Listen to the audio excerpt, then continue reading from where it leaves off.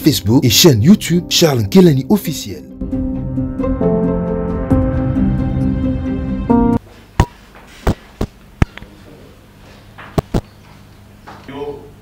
Kawela Fabrice, et comment nous conduire pour amener nos enfants auprès de toi, parce que c'est toi qui nous disons merci et nous recommandons sur ces temps entre tes saintes mains que l'influence de ta divinité règne parmi nous.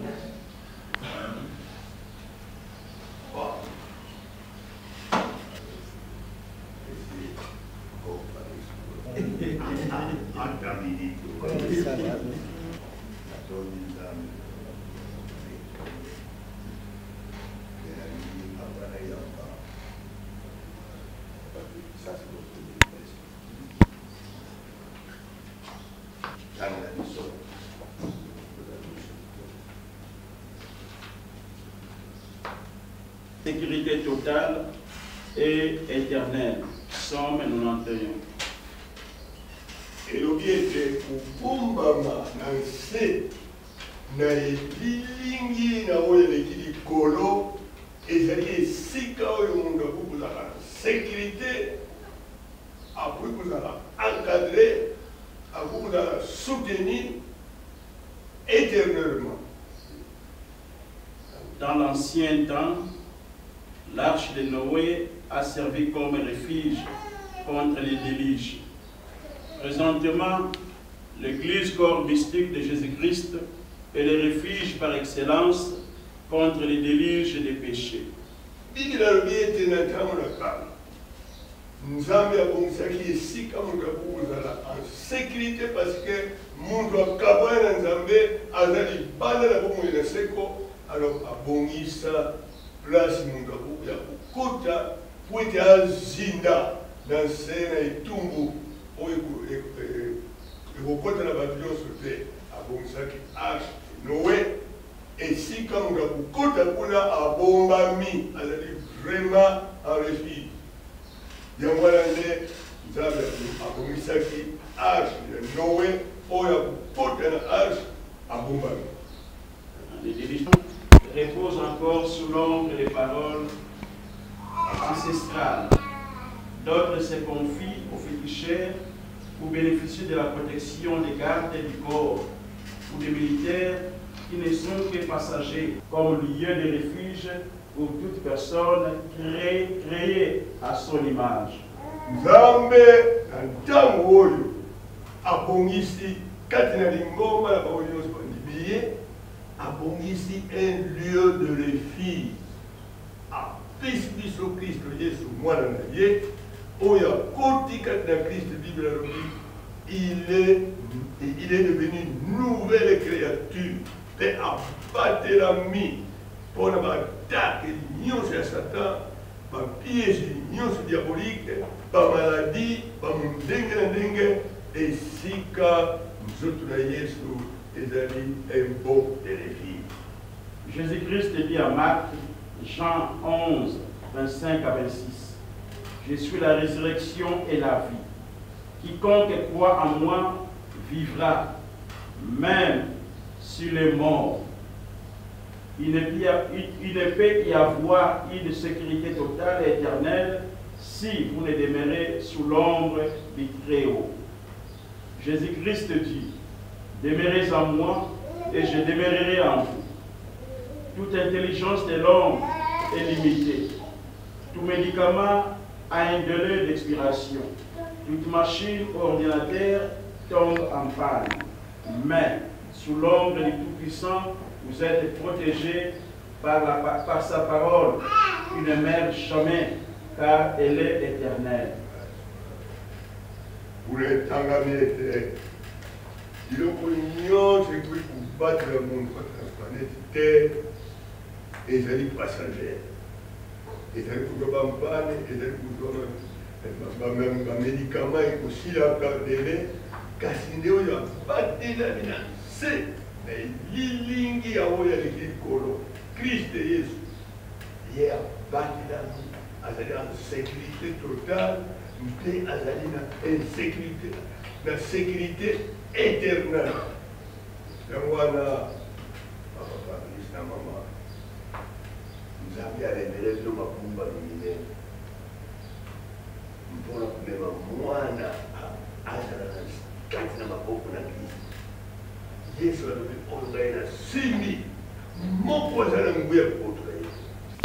na makambo nyonso ekolukulia na kati ya kokolisa mwana kasi koza na responsabilité na mama na yo tata mpona kobokola mwana oyo abokolama na liloba na nzambe ezali lopango malamu mpona kobokola mwana tala monde ezali corrompu bana bazali kobutama na pite bazangi encadrement bazali kotambola lokola banyama me bino ozwi ngolu parce oyebi liloba na nzambe ozwi mwana olingi kopresente ye koremercie nzambe na oyo asaleli bino mpe kozwa responsabilité ya kobokola ye na katikati na liloba yango ezali bolingo ya bino mibale na mwasi na yo liloba na nzambe bolinganaka. C'est lui qui aime sa femme, il s'aime lui-même. Nzambe alingi divorce te, nzambe alingi kubunda te, nzambe alingi kuswana te, alors que foyer stable, foyer de chrétien bazali bato babateli moko na bango na bolingo. Alors mwana na bino azali kubatelema na bolingo, papa oza kubeta mama te, mama aza kubeta papa te, ozali na bolingo, mwana azali protégé. Mpe ndako na bino ekozala biloko te mpona kobokola mwana akozala muntu oyo akokola na nse na liloba na nzambe mpe akozala muntu moko sage intègre mpe crédible. Yango wana bozwi mokumba bokoyi kobokola mwana lokola bapakani te akende kobuta kuna aza na responsabilité ya kobokola ye te. Alors mwana wana kokola azali malili te, azali molili te, azali bizali malamu te, bino ososoli ye te, bolingi kobomba mwana na nguya na mokisi te, na bonkoko ya kobutama te, me bolingi kopesa mwana na maboko na Kristo, ye nde mobateli ya solo, ye alalaka te, animbaka te, akozala na mwana ti, akozala tata, esoka bokulami na makanisi ya malamu akoki kozala un grand dirigeant na société, akoki kozala mutu moko ya valeur ya wana kumba ya kobokola mwana oyo akola na nse na monde. Est-ce que vous allez prêt Katarama allez prêt. Il y a besoin de responsabilité à beaucoup là parce que ngai na tia maboko na ngai associé na bino pour être Christ azala solo mutambulisi. Christ égale la vie égale bolingo bomoko loibana nzambi. Alors que tikete bozala prêt ya besoin de responsabilité pour les Américains. Bozala modèle madame que père moi modèle ya mabete batata mingi bazala modèle te kopesa mwana na ngai elongo ete bino kozwa responsabilité ya kobokola ye ya bato bana nzambe mama bokokangisa bolingo na bino mpona kobokola mwana mama aloba teke mwana na nga yo mpo oloba teke mwana na nga me oloba mwana na biso nzambe apesi bino parce que yo okoka kobuta te soki mama azali te mama mpe okoka kobuta te soki yo ozali te bino mibale bokangani tala bobimisi muntu awa bobimisi muntu oza na responsabilité na bino mibale mpona kobokola ye na bolingo oyo nzambe apesi bino mpona kobota ya mwana bana lelo nazali koyamba mwana lokola komomula yawe nazali koyamba mwana na komomula yesu mpe présente ye epai na nzambe ete komone nani jésus akola na nse na nguya na maboko na nzambe mpe azala motu monene azala motu moko ya mozwi ya mayele moyebi mpe mososoli azala énorme important mwasi mobali azala soldat na kristo yesu yango wana azali koyamba ye na nkombo na kristo yesu oyo azali nkolo mpe mobateli na ye ete banda lelo loboko ne na nguya ezala likolo na ye ntango nyonso tika tokona tata nalola nzambe na bomoi zala na mwana oyo azala sakosi ya maladi te azala pauvre na biloko te mais azala mutu moko très important na présente yo na nkombo na baboti ete bazali koremercie yo nzambe tata mpona kopesa bango mwana ti kopona na famille bazali na nzala te bazala eloko te bazali na biloko nyonso ekoki mpona kobokola mwana oyo esi ya kobokola bana etike o nzambe na toli umula yesu tika mwana mpona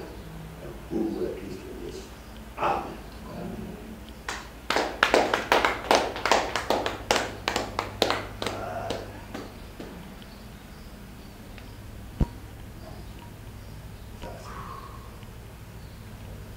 ezali certificat na ye ya présentation ntango nyonso okotia certificat na ye kuna na ndako ntango akokola ye tati koye nakalomaki na kristo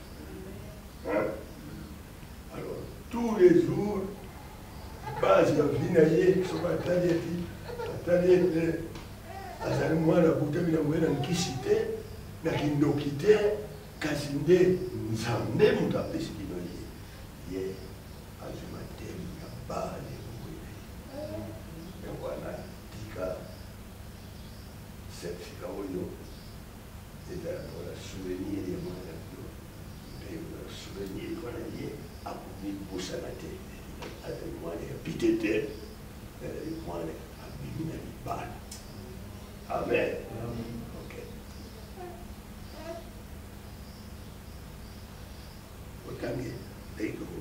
Chrétien dans le monde, en membre, dernier formé envoyé. Attestation des présentations d'enfants, numéro 0 par 021. J'ai sous-signé révérend docteur Kelani Pata Charles, président et représentant légal de l'action missionnaire africaine dans le monde, en sigle AMAM, atteste par la présence que le couple Kawela présente en séjour au Seigneur Jetarunda, Ingudi, Jojada, selon Marc 12, 13, fait à Kinshasa le 26 novembre 2021. Le président, révérend docteur Charles Kalimba. Ça, c'est notre attestation.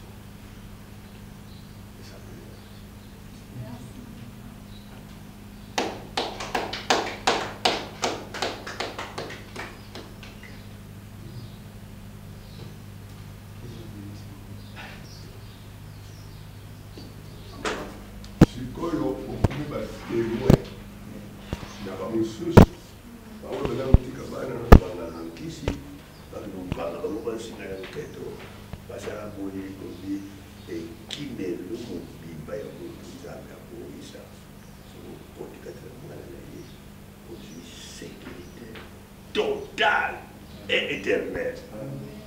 Donc, vous pouvez témoin pour la caméra. Sauf que vous pouvez la faire une chose, pas vous voyez, vous pouvez la faire. Vous voyez la banque, et je peux aller présenter dans le cas. Ok.